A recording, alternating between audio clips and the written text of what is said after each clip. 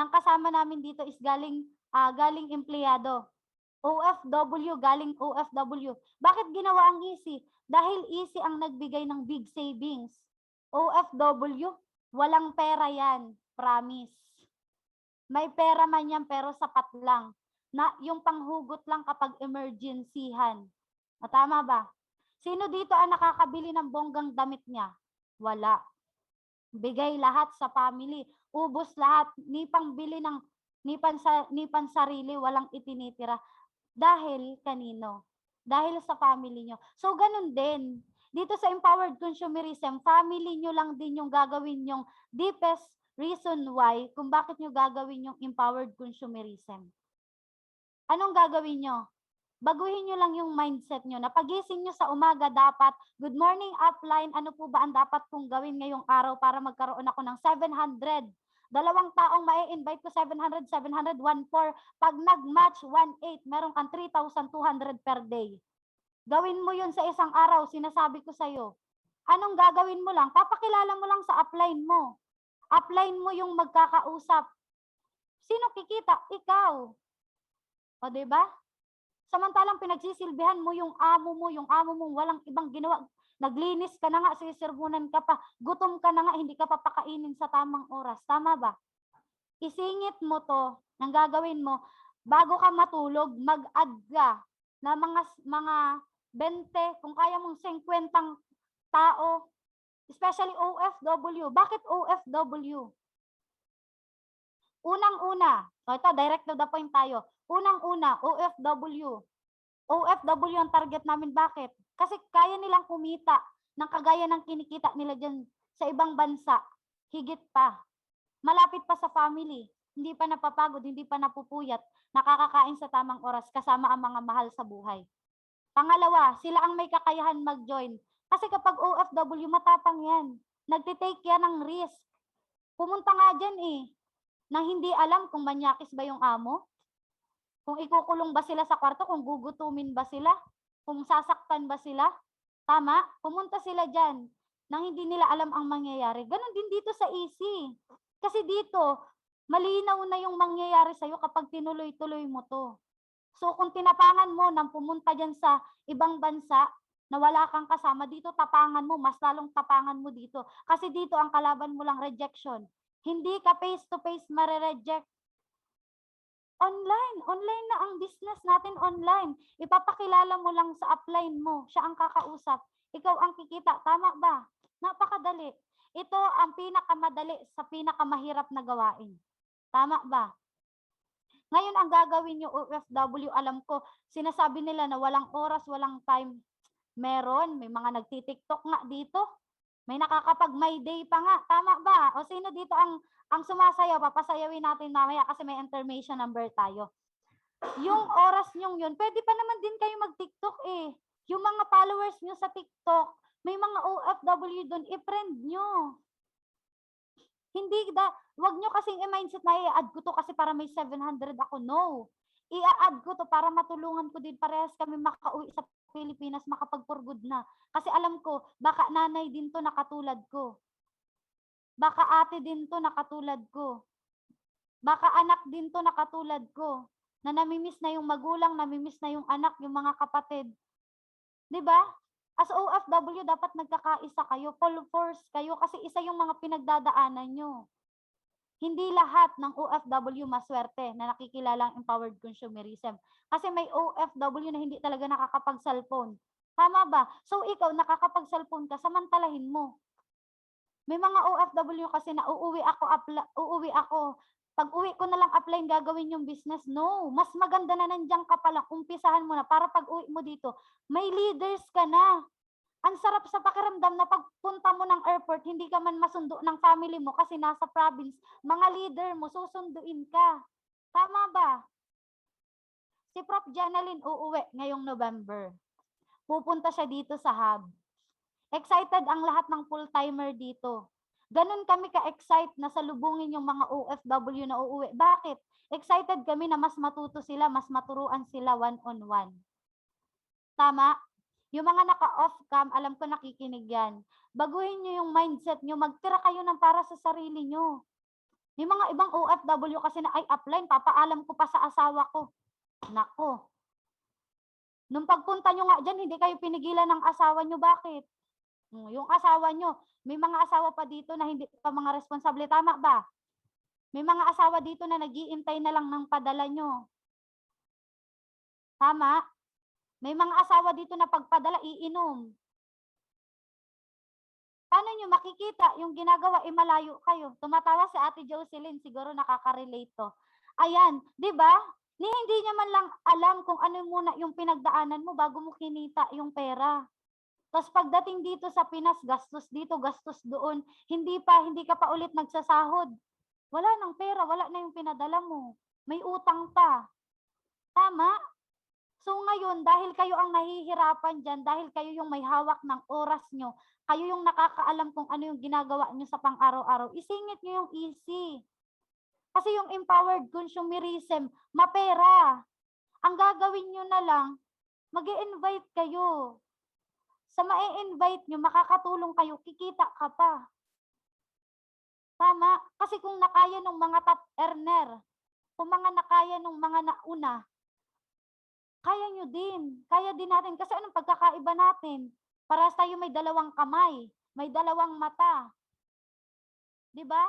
May mga hindi pa nga nakapagtapos nakaya nila. Tama ba? May kapansanan. Bakit nila nagagawa 'to? Kasi yung lakas ng loob, yung paninindigan. Yung iba kasi sa inyo takot ma-discourage Tama? Yung lungkot na nararamdaman nyo dyan, yun yung gamitin yung inspirasyon para gawin yung empowered consumerism. Mag-a-add, mahirap ba?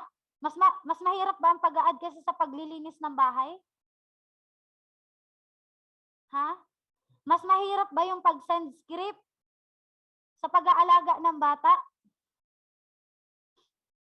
Mas mahirap ba yung magta-type ka lang sa cellphone ng hello, good morning friends, gusto mo ng pagkakakitaan na pwede kang pauwiin sa Pinas, na pwede mong kitain yung kinikita mo dito sa ibang bansa, kasama namin na uuwi.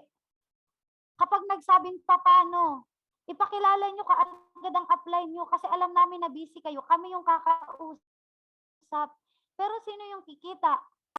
Kayo. Meron pa kasing mga iba wala naman ata dito. Meron dito, mga OFW. Matitigas pa ang ulo, sasabihin ni upline, ito ang gawin mo, kakapi upline lang, pero hindi naman yun yung gagawin. Tama?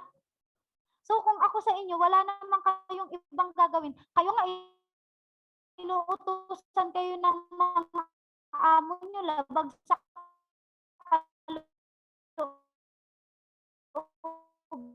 nyo, pero wala kayong nag-aamo yun, susunod kayo, tama yun, naku, ginawa na namin yun. Napakasarap mag-income. Kagaya ni Coach Mark. Last month, kumita siya ng 30,000 plus. Anong ginawa? Nakaupo lang, nagko-computer lang, napupuyat, yes. OFW, pagod na, puyat pa, gutom pa. Si Prof. Mark, puyat lang, masaya pa. Bakit? Nakatulong ng mga OFW. Kumita ng 30,000 plus, nakaupo lang. OFW, akyat dito, akyat doon, punas dito, punas doon, luto dito, luto doon. Tama ba? Kaming mga upline andito lang. Kung may ipapakilala kayo, anytime, message nyo sa upline, pakiusap naman ito kasi gusto niyang makilala yung empowered consumerism. Gagawin ng upline nyo yung best nila para gawin yung para makausap yung pinakilala nyo. Magi-income kayo. Yes, magi-income kayo. Tama? Magi-income kayo. Ang gagawin nyo lang, ipapakilala nyo lang yung gustong makakilala din sa EC para din matulungan natin siya na mag-income, makauwi din sa Pinas. Alam ko miss nyo na yung mga anak nyo, yung nanay nyo, yung kapatid nyo. Hindi tayo naghahangad ng masama sa mga magulang natin or sa kapatid natin or sa anak natin or lalong-lalo na sa atin. Hindi natin alam kung hanggang kailan lang ang buhay ng tao. Tama ba? Kaming mga kabataan, kaya namin binibilisan Kasi hangga't kasama pa namin ang mga magulang namin, gusto namin maparana sa kanila yung magandang buhay. Yung kapag wala ng COVID, maililibot namin sila dito sa lugar ng Pinas. Maililibot namin sila sa international. Tama ba? Gusto nyo din ba yun? Hindi imposible yun sa isip. Kung nagdududa ka pa, alisin mo na yan. Kasi hindi yan makakatulong. Kung nag-iisip ka na, milyon, kikita dyan sa isip, maliit pa po yun. Ako na ang nagsasabi sa inyo. Kasi kapag na-leverage kayo, kapag dumami kayo sa pamamagitan ng ibang tao, mag-iedad ka ng 50? Yes. Lahat tayo papunta doon. Mag-iedad ka ng 60? Yes. Lahat tayo papunta doon. Pero ito ang good news. Kasi kahit pa maging senior citizen tayo, hindi na natin ginagawa ang business, kikita tayo? Oo. Kasi yung business natin, lifetime business. Tama ba? May mga tao na tayong gagalaw sa ilalim na para sa atin. Kahit natutulog ka, kikita ka, may 1/8 dyan. Naliligo ka, may 1/8. Kumakain ka, may 1/8. Bakit? May mga tao ka na sa baba. Yun dapat yung nakikita mo. Kaya maraming taong nawawala dito. Kaya maraming nagkikwit. Kasi akala nila yung success, mabilis lang. Short term lang. Pag-join ilang buwan, 5 months, 1 year, may kotse ka na? Pwede. Kung masipag ka. Kung naka 15 accounts ka. Pwedeng mangyari, posible. Pero kung naka-isang account ka lang kasi hindi ka pa gumagalaw, ultimo pag-post, hindi ka nagpo-post, ay wala. Hindi ka talaga kikita. Pero dito kung gagawin mo yung sinasabi ng upline mo na mag-post ka, kasi kung sino yung mag-react doon, kung sino mag-how doon, kakausapin ko, natutulog ka, hindi mo alam, kinakausap na ng upline mo yung nag-how doon, yung nag-react doon. Anong mangyayari? Kikita ka. Tama? So, ang gagawin mo ngayon, OFW ka man or hindi, nasa Pinas ka man, ang gawin mo, baguhin mo yung mindset mo na pagising mo sa umaga, ay mag-a-add ako ng 10 tao. Yung mag-accept, ipapakilala ko kay upline Mark, kay upline Jenny Lynn, kay upline Ricky, sa akin. Kakausapin namin, gagawin namin yung best namin para mapajoin yan. Hindi para pagkakitaan, kundi para matulungan, makauwi na din dito, kasama nyo. Kasi mas magandang humataw kung sama-sama tayo. Gusto mong makasama namin dito sa hub? Paspasan mo kung gaano kakabilis kumuskus ng anidoro. Dapat ganun ka din kapaspas mag-add kapag wala ka ng gawa. Tama. Alam ko marami kayong kakilalang mga OFW din. Gawa ng pag nag-a-apply kayo, magkakasama kayo sa agency, tama? May mga magkakasama dito sa agency. Kung ikaw nakita mo yung maganda yung opportunity, pwede kang mabago ang buhay mo dito, isama mo siya. Kapag ayaw niya, okay lang, next. Kasi ikaw yung kukuha ng success mo. Gusto mo lang siyang isama kasi gusto mo din siya magkaroon ng bahay, ng sasakyan, ng ipon. Tama ba? So, ganun yung gawin natin. Mag-copy-apply muna tayo kasi yung mga apply na yan, nauna yan sa inyo, alam na nila kung ano yung unang gagawin, yung sunod na gagawin. Maswerte nga yung may mga apply kasi shortcut na yung ituturo sa inyo. Hindi na yung, ay magkakamali ka pa, o sige gawin mo yan, magkakamali ka dyan. Hindi na namin hahayaan na magkamali kayo, hindi na namin hahayaan na madaanan nyo yung kung saan kami nagkamali. Iaalis na namin yun. Shortcut na yung itinuturo sa inyo ng upline nyo. Kaya napakaswerte nyo kung nandito na kayo sa easy, hatawin nyo na hanggat nandiyan ka pa. Kasi kung nandiyan ka sa ibang bansa, tapos hinahataw mo ng easy, pag uwi mo magche-cheque ka, kasama ka namin sa office, magche-cheque ka din ng 100,000 pesos. Tama? Kasi uuwi kayo ng Pinas, may ipon kayong konti. 1 month to 2 months mauubos, babalikan na naman ulit. Another 5 years contract. Kaya mo ulit? Kung ito yung 5 years na ibabalik mo, hinataw mo na dyan, tapos gawin mo dito sa Pinas. Yung 5 years mo, may sasakyan ka na, may bahay ka pa. Kung nakaya nga namin, 20 years old, nakaya namin, kaya nyo. Bakit namin kaya? Kasi wala kaming pakialam sa sinasabi ng iba. Bakit? Kapag nagkasakit ba anak nyo, sino magbibigay? Sino magbibigay ng pampagamot? Sila ba? Hindi, kayo. Kayo pa din. Kapag may bayaran ang tubig, kuryente, bahay, Sinong babayad? Yung pinapakinggan nyo ba ng mga negative? Di ba kayo din? So kayo yung babayad, kayo yung responsable sa lahat. So kayo, huwag kayong makinig sa iba, makinig kayo sa upline nyo, makinig kayo sa sarili nyo. Kasi dapat kayo, sa sarili nyo, may paninindigan kayo na pumasok kayo dito sa easy, naglabas pa kayo ng pera, lubusin nyo na, hahatawin nyo lang, papakilala nyo lang sa upline nyo, napakadali. Tama ba? Ang gagawin nyo lang, babaguhin yung mindset nyo. Pagising nyo sa umaga, good morning upline, meron po akong ipapakilala sa inyo. Good morning upline, gusto mag-join nito. Good morning upline, pwede po bang pakausap to kasi gusto niya mag-join?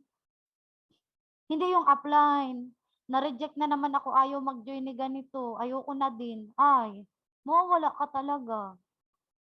Pero kapag upline, ayaw mag-join nito, pero ako tuloy pa rin ako. Kasi siya, kung ayaw niya, wag. Ako, gusto ko kasi ako, makauwi na ako sa Pinas, makapag-for good na kasi miss ko na ang anak ko, ang nanay ko, ang tatay ko, ang mga kapatid ko. Focus ka. Yung discouragement, yung rejection, hayaan mo yan. Kasi pagdadaanan natin yan. Bakit mo pagdadaanan yung mga rejection, yung discouragement? Kasi tatawanan ka talaga dito, mapapahiya ka dito. Pero kailangan mong pagdaanan yun para kapag meron ka ng leader, sasabihin mo sa kanya na pagdaanan ko din yan. Kailangan mong pagdaanan yan para makuha yung success dito. Kasi kung lahat ng bagay madali, wala nang taong pupunta ng ibang bansa para kumita ng pera. Tama. Lahat balance. Lahat ng mga gusto mong bagay dito sa mundo, kailangan mong paghirapan. Kailangan mong pagkayuran. Tama? 20,000. Pagising nyo ba sa umaga, kuha nyo na? No. Isang buwan na paglilinis, isang buwan na pag-aalaga ng bata. Tama. Bago nyo makuha, bago mahawakan nyo yung 20,000 pesos. 'Di ba? Dito sa easy, pagising mo, mag-a-add ka lang. Mag-good morning ka kay upline. Dapat araw-araw ka nagti-thank you kasi may upline ka, hindi ka iniiwan ng upline mo. Maraming nag-join na nawala. Bakit? Iniwan ng upline. Paka-join, kumita yung upline, iniwan na. Ikaw, in-invite ka ng upline mo, 700 lang ang kinita sa'yo. Kasama ka hanggang dulo, hanggang magkakotse yan, hanggang magkabahayan, kasama ka niyan. Kaya dapat araw-araw nagiging thankful ka kasi may upline ka na. Pagising mo sa umaga may message na good morning prof, kumain ka na ba? Kumusta ka? Asawa mo, na message ka na ba? Na love, mahal, asawa ko, kumain ka na? Hindi. Pero siya nakapag-almusal na. Ikaw hindi niya alam, di ka pa natutulog. Siya nakapagtanghali na. Ikaw di ka pa kumakain ng almusal. Siya kumain na ng hapunan, ikaw hindi ka pa nagla-lunch. Bakit? May trabaho pa. Hindi pwedeng kumain hanggat hindi nakakakain yung mga amo. Tama. Kaya kung ako sa'yo, ikaw ang nahihirapan dyan, ikaw yung nagastos ng pera, dapat ikaw na OFW, nandito ka man sa Pinas, may sarili kang desisyon, may sarili kang paninindigan. Alam ko, lahat ng OFW, malakas ang loob niyan. Gamitin mo yan dito sa easy. Family yung panghugutan mo ng lakas at yung pinagdadaanan mo dyan. Masawa ka sa pinagdadaanan mo dyan. Kasi OFW, napakahirap niyan, promise. Pero kung gagawin mo ang easy, mapapadali ang pag-uwi mo at hindi ka nababalik dyan. Kasi kung kaya namin, kaya mo din. Kung nakaya ng mga nauna na kumikita ng 100,000 per month, kaya mo din yun. Ang kaibahan nyo lang, kaya na sila kumikita ng ganun kasi nauna sila. Pero naniniwala ako na kung may mga nauna, may susunod. At ikaw na yun. Tama? Ikaw na yun. Kaya sipagan mo, kung sinisipagan mo sa trabaho mo, masipagan mo dito sa easy. Kasi dito sa easy, mabibigyan ka ng bahay, ng sasakyan, ng savings. Magandang future kasama ang family mo. Travel ka pa. Natrabahuhan mo ngayon, hindi ka mabibigyan ng ganun. Kaya sana, talaga, sinabi ko ngayon, na-open yung mind nyo sa realidad ng buhay. Kasi pag uwi nyo dito sa Pinas, pag wala ka ng pera, hindi ka na nila kailangan, hindi ka na nila kilala. Pero pag nandiyan ka pa sa ibang bansa, may pera ka pa, kilala ka nila. Pinupuri ka nila. Pero pag uwi mo sa Pinas, nabigyan mo na, ichichismis ka pa. Promise. Relate? Relate. Alam ko yan. O ngayon, ang gagawin nyo, commit lang kayo sa upline nyo. Copy upline. Maging sunod-sunuran ka na muna. Parang amo mo ngayon ang upline mo. Ang kaibahan lang, tinutulungan ka ng upline mong yumaman. Ang amo mo, inuutusan ka para pagsilbihan siya. Tama? So ngayon, ang gagawin mo, tapangan mo. Kung tinapangan mo papunta dyan sa ibang basa, tapangan mo na gawin ng easy.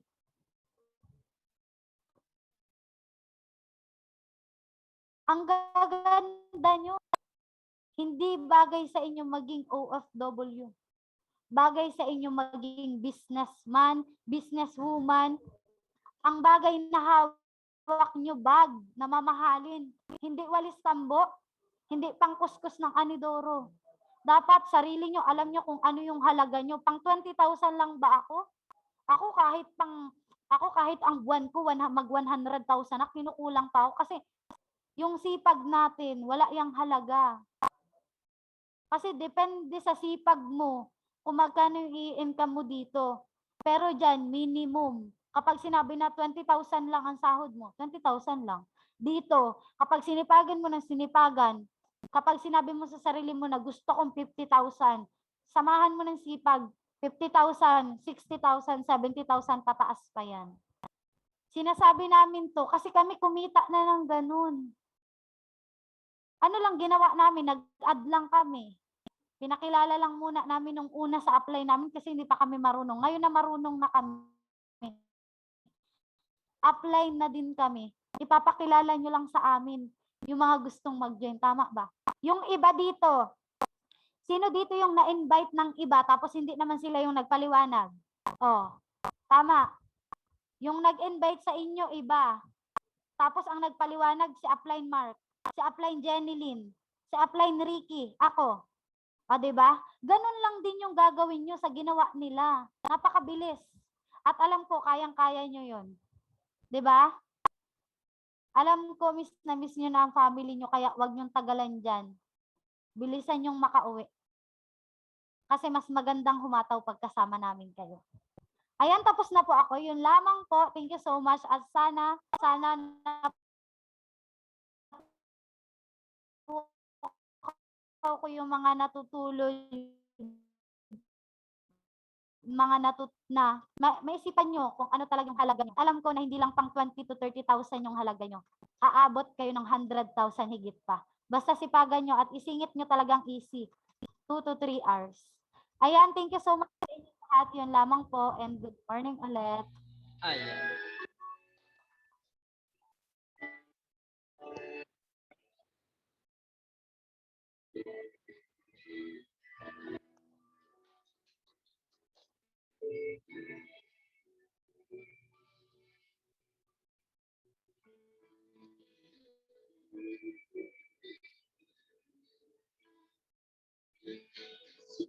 Sabay na yung mga singer dyan.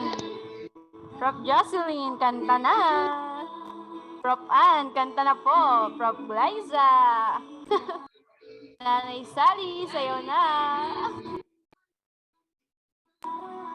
Prof. Rosario. Prof. Princess, tara nang kumanta. Prof. Merly. Jonah, tara na.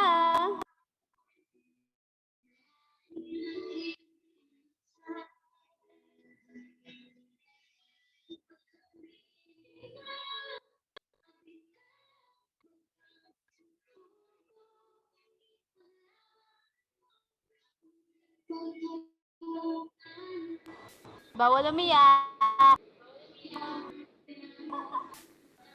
Pakinggan nyo yung tugtog.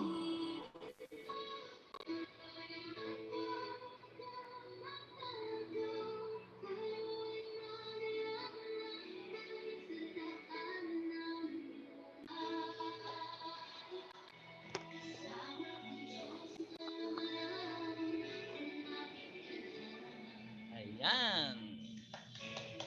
Kumapit ka lang. Di ba?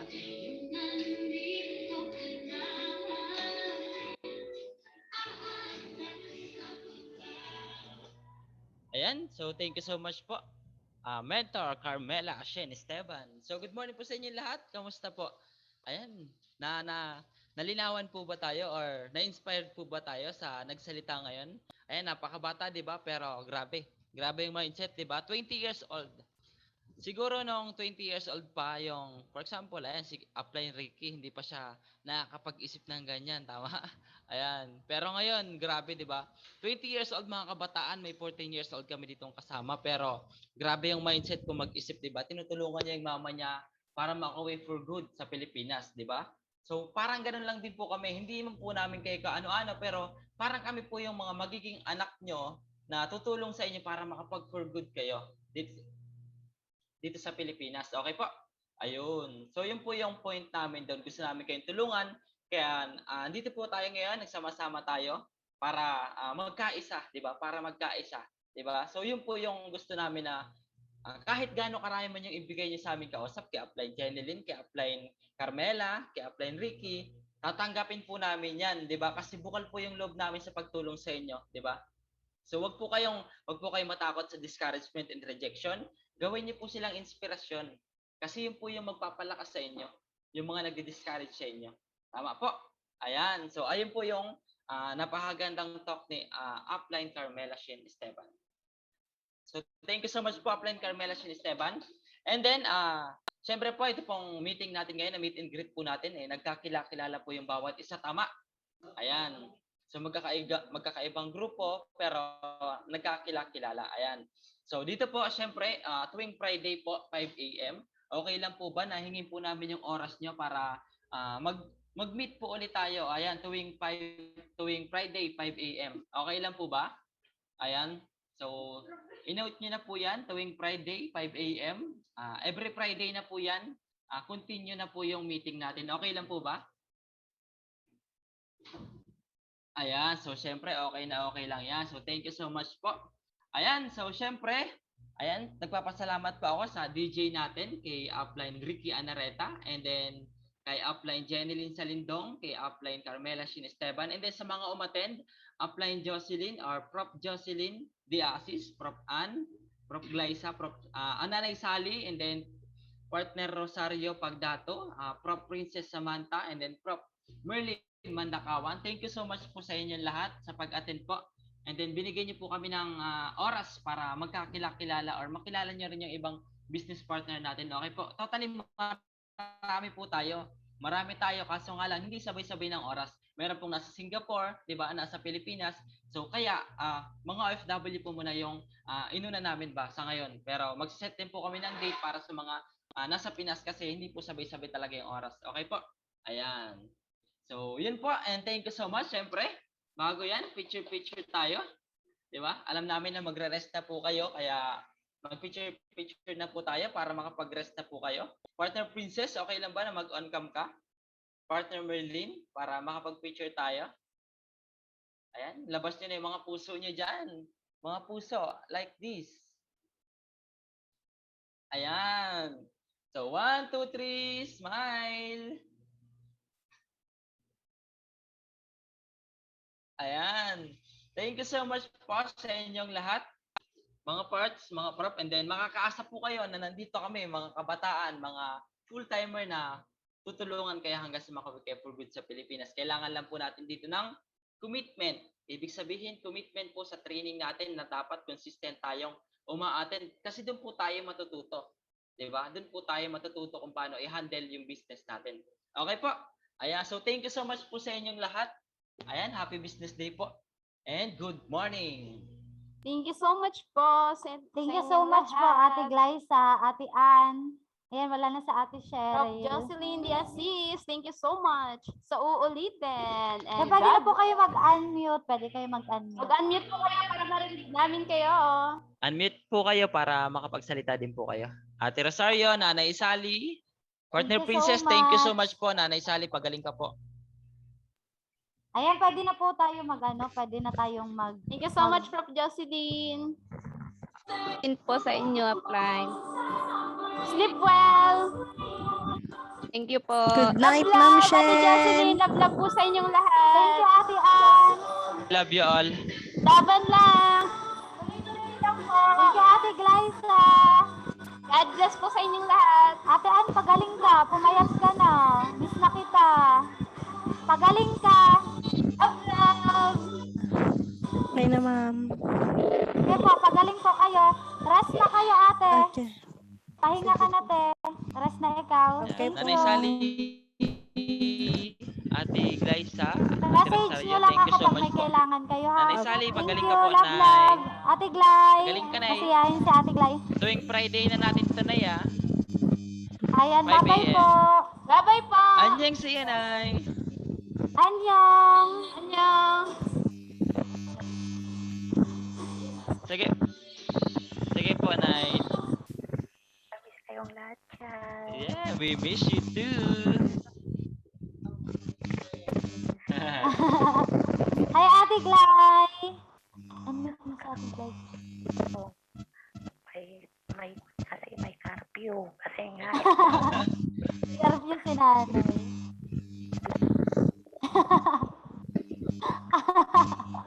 Ate Glay, mag-unmute ka po, Ate Glay. Unmute ka, Ate Glay. Pindutin mo po yung baba mo. Yan, dyan baba.